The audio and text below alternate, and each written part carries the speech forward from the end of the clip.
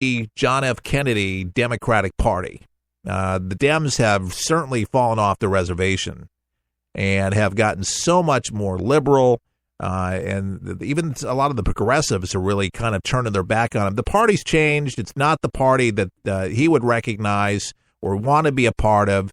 And some of the older Democrats, they don't like it either. And most of America has caught on that it's hatred and bigotry at its greatest. And we have to remember the roots of the Democratic Party. These are the people that segregated people. These are the people that liked slavery. It was the Republicans that actually made the biggest difference when it came to minorities. Do your homework.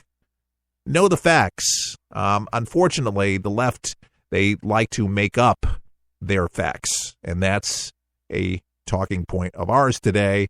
And a takeaway. It's so true. You can watch CNN daily on a daily basis and you see the crap. By the way, rumors, this is a big one here. This is around Justice Kennedy.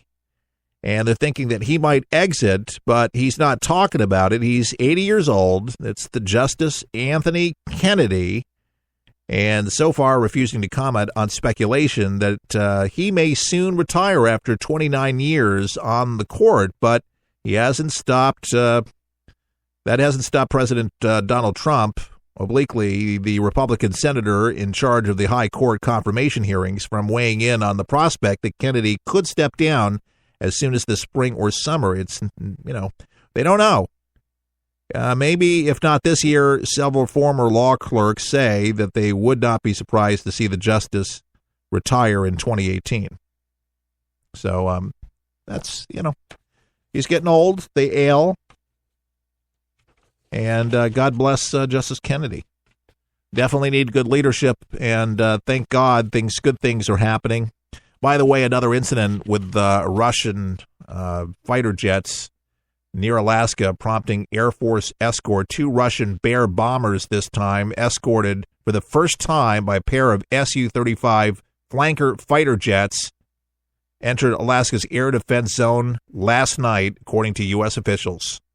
The Russian formation was intercepted by our Air Force F-22 stealth fighter jets.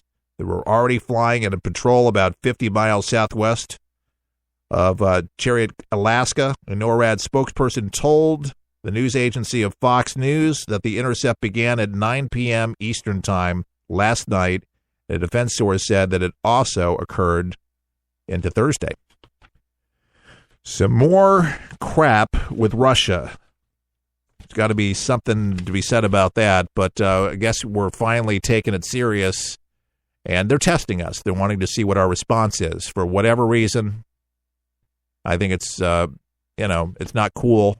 But they used to do this with Obama for his birthday. They flew real close to Los Angeles, if not like right into L.A.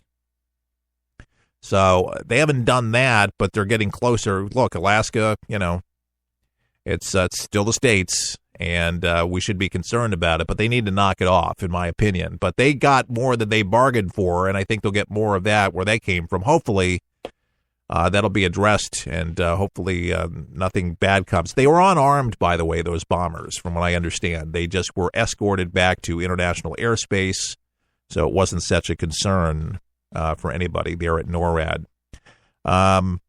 Trump did call out Rice today, and this was a tweet. It says, Susan Rice, the former national security advisor to President Obama, is refusing to testify before a Senate subcommittee next week.